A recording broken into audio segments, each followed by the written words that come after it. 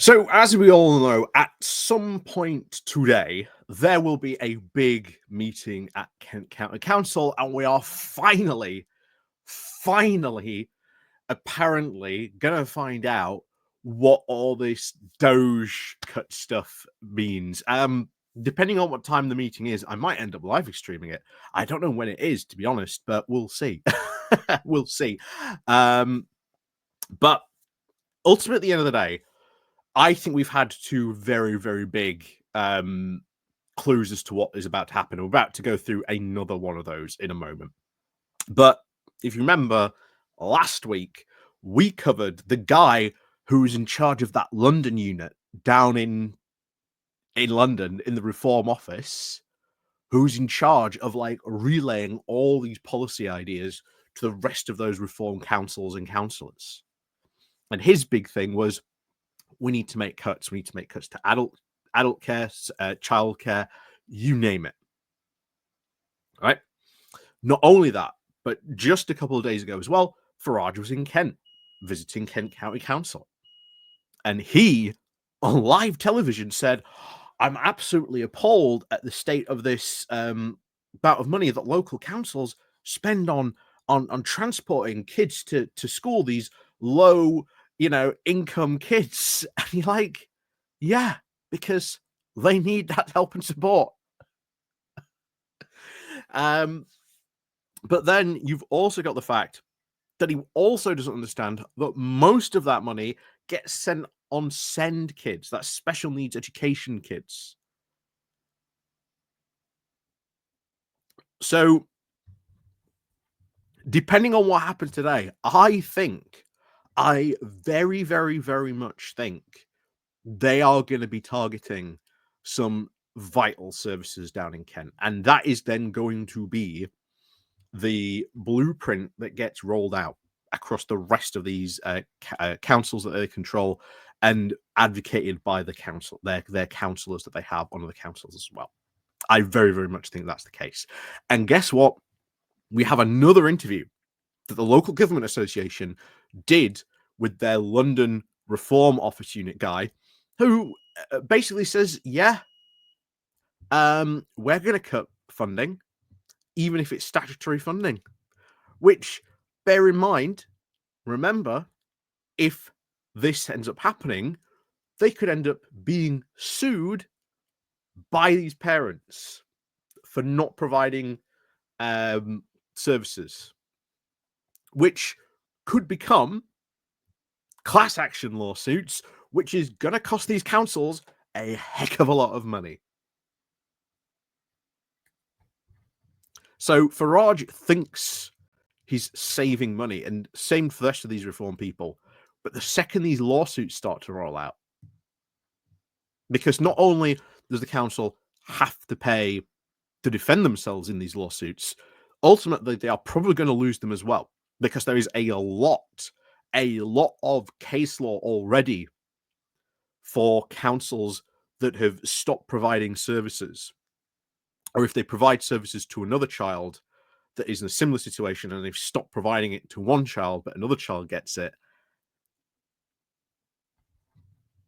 You see where all this is going to go.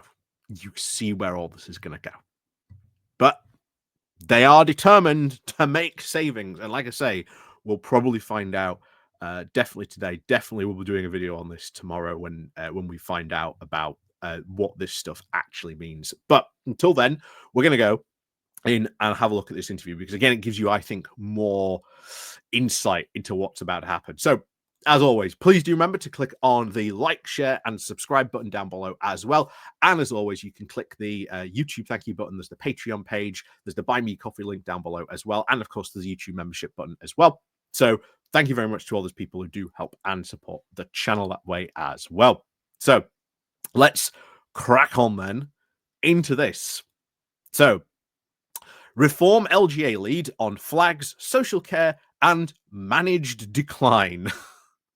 So what does this guy have to say? So local government needs to scale back on what it does to focus on, quote, delivering the essentials Reform UK's now most senior council leader has told the LGC in his very first interview as the party group lead on the local government association.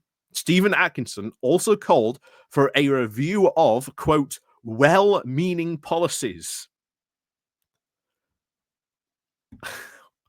Oh yeah, you don't understand. This was just a well-meaning policy, but the reality, what is a well-meaning policy? What?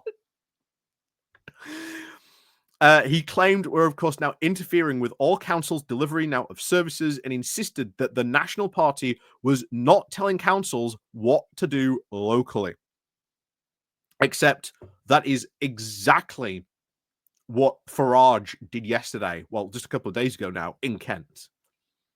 This whole Doge thing is not a local Kent initiative. It's a national initiative by the party. You know, it is not local. So let's continue on with this. So Councillor Atkinson, who is the leader of now Lancashire County Council, was of course formally confirmed as the group leader at the LGA conference just last week.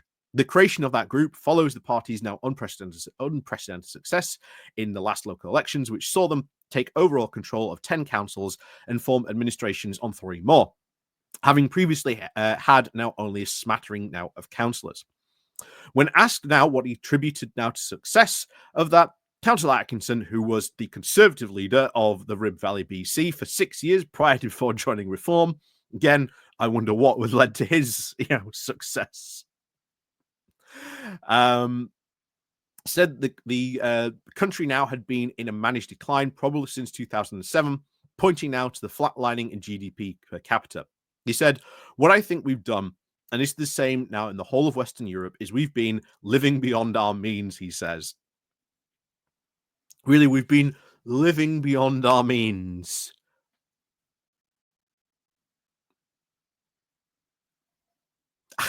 Just what on earth? This is free market libertarianism writ large. The second someone says that, that is writ large. Anyway, he continued. He said, Reform's job is to really, of course, concentrate on delivering the essentials, the things that, of course, really impact people's lives. The things that don't impact on people's lives, we have to ask questions about. And, of course, why we're doing them. So what if, let's say, in case of the said transport issue, that would only affect a very small number of people's lives in that county council? Guess by that logic, because it doesn't affect the most people's lives, you can just get rid of that. And this is where you can see that where this is going. We are going to see a libertarian ideology come from Reform about spending, very, very much copying on what Millet is going to do. In fact, I really should do a video on Millet and what's going on in Argentina, because, oh boy, a lot of conservatives and these libertarians go, oh my God, look at how fantastic Argentina is. And on the surface, at the moment, Argentina looks great. It looks fantastic, right? Millet's managed to get inflation down below to 2%. But that's because he's done a lot of crazy, insane things, which are not going to last and literally at any moment could backfire. Not only that, the unemployment rate in Argentina has skyrocketed. Poverty has skyrocketed. So it does not tell the full story when they like praising people like Millet and the insanity that he brings to that country. But again, another video we've got to do at some point. Anyway, on to this. When asked, of course, what he would consider to, of course, be non-essential, he said, well, of course, many well-meaning policies and even well-meaning laws are actually now stopping council's delivery, citing the Equal Pay Act of 1970 and rules on procurement as examples. Really? You want to get rid of the Equals Pay Act? Oh, that's not worrying at all. That's not worrying at all. I'm kind of shocked that a lot of people have not homed in on that. He also said that refuse collectors were, quote, having to take a pay cut because councillors can't afford now to level everyone at the same pay as the refuse collectors. On the procurement, again, not true, not true on that, but there's a lot of, again, right-wing misunderstanding about equal pay and etc. But that's, again, typical right-wing argument on that. On, of course, procurement, he described what he saw as a, quote, absolute absurd situation where small local businesses were not able to demonstrate compliance required now to bid for a contract, but then would then be subcontracted to do the work anyway. And again, this is because of to try and avoid corruption, to try and avoid things like this. There are a lot of small businesses who cannot demonstrate compliance because they just literally cannot, and they do end up being subcontracted by other people who do end up winning that contract. That is true, but that is because the way these rules are written. One of the things that, again, we're noticing on reform is that they are taking the way that the rules are structured and how councils are run, particularly in this way, and just saying, oh, that's far too complicated. But the whole reason why it's so complicated and why it's become so complex is because it has to be that way to stop people taking the mick, to stop people abusing the system, so that there's constant checks and balances. And they confuse the complexity of it as being obstructive, rather than what it is there for, to make sure that corruption doesn't happen, or a councillor gives all that juicy contracts to his mates. And even with the complexity, sometimes that still does happen. But it ends up being caught because of that complexity. But again, they don't see it that way. Anyway, he continued to say, we have, of course, a tier one, of course, contractor, which is taking overhead and profit because he has the policies. So it's compliant in its bid. That's now a perfect example of overreach now of well-meaning policies. Councillor Atkinson says, wait. So, yeah, you've just once again highlighted, yeah, he's compliant in his bid. So, yeah, he wins it, and he probably ends up outsourcing it. And guess what? In his bid, he probably tells them, oh, yeah, I'm going to outsource it to this company, because that's what you have to do in these bids. If you've never bid for like a government or council contract, you know how in-depth you have to go in those contracts. But then they don't see it that way. So one of the reforms, again, it continues most high-profile policies, of course, since the local election success, has been the launch of the Doge Unit, modeled on the Department of Good and Efficiency in the US, that has now been sent into councils to find savings.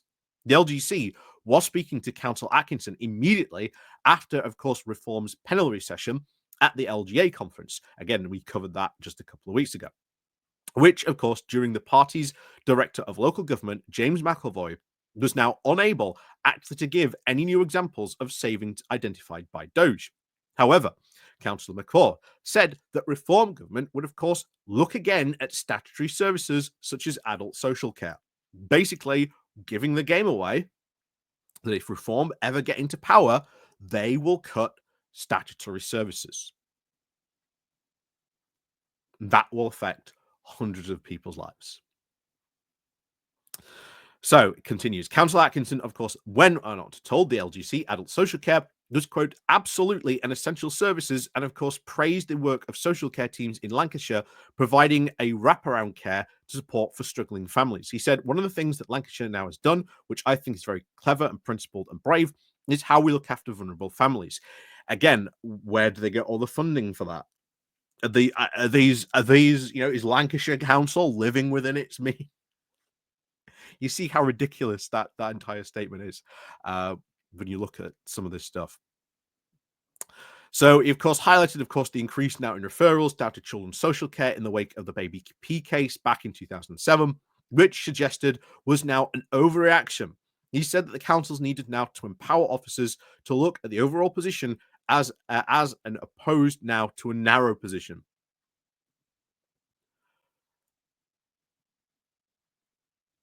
That is an insane way. That I don't even understand. Oh, you don't understand.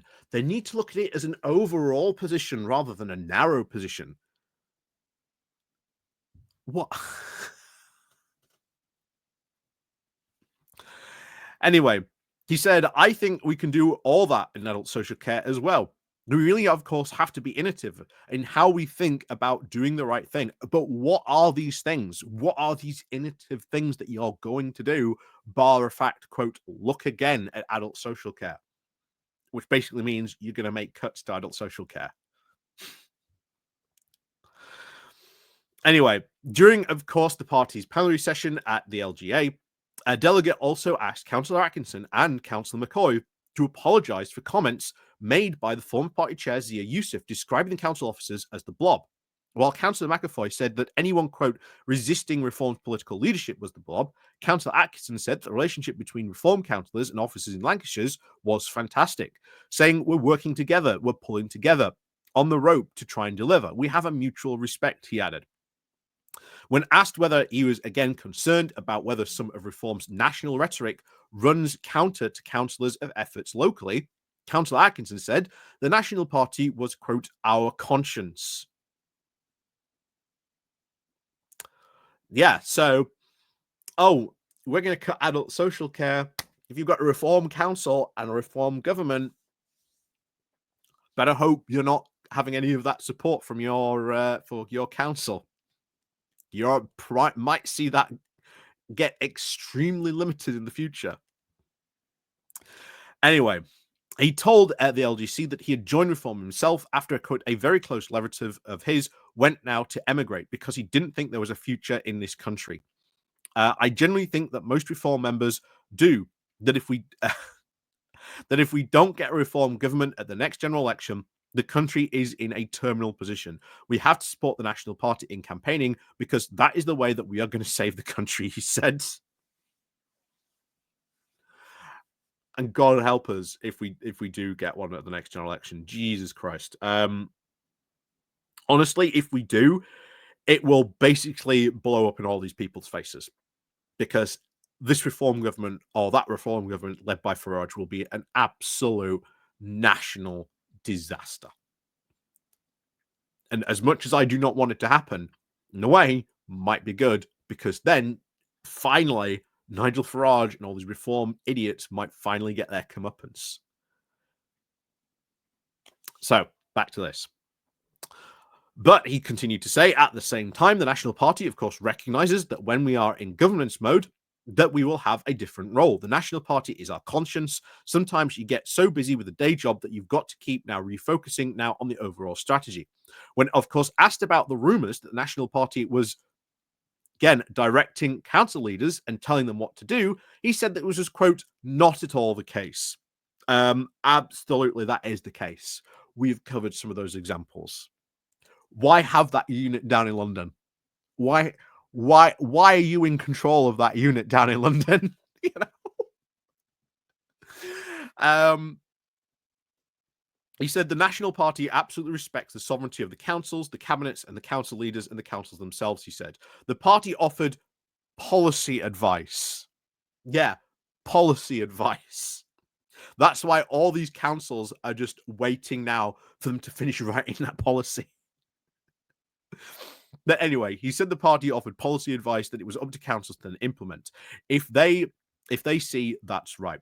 Councillor Atkinson, of course, then gave an example of the policy on flying the flags above the council buildings. So, again, denies that they are the National Party is directing what these councils do, and then goes on to give an example of one we recently just covered. He said that the council policy of flying flags above the county buildings, the National Party said should only be limited to the Union Jack or the Cross of St. George or county flags. He said that he supported the policy that he was now concerned that the UK was becoming a, quote, fractured society of individual groups and special interests and special characteristics. What? Only in the wildest fever dream of a right winger could you say that. He said, you need to say why the flag policy is so important, because we should celebrate all together as part of the United Kingdom, as part of England. We should not be divided into different groups that don't have a common identity.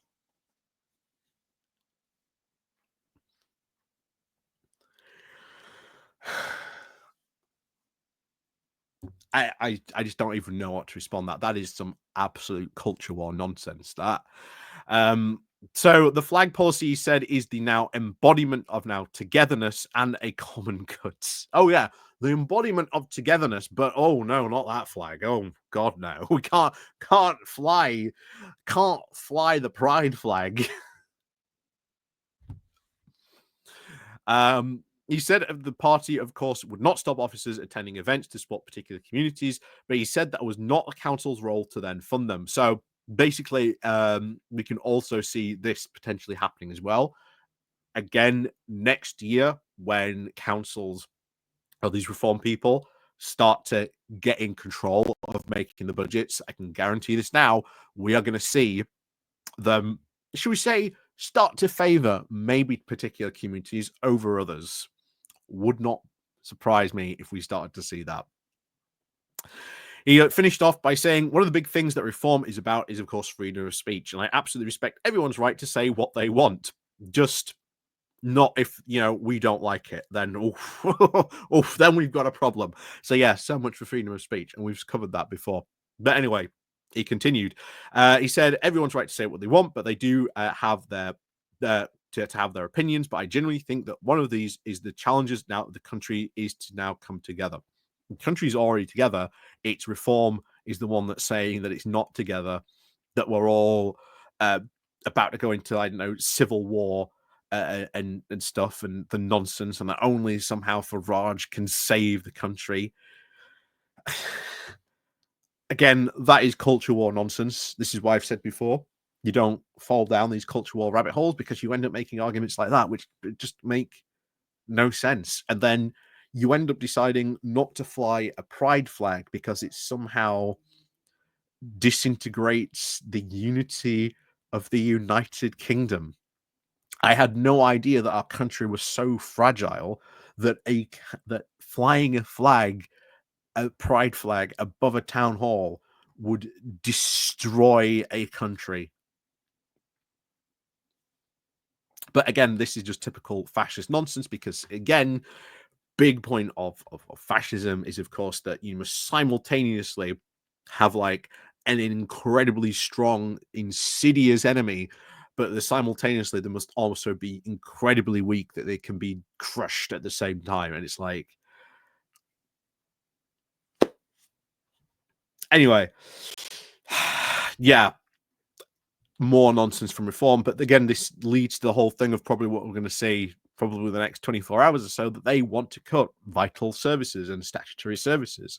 And as we've seen, you're noticing a lot of councillors use some very interesting language like, oh, we did this all legally and fair and about the rules, which again, we've been pointing out recently as well.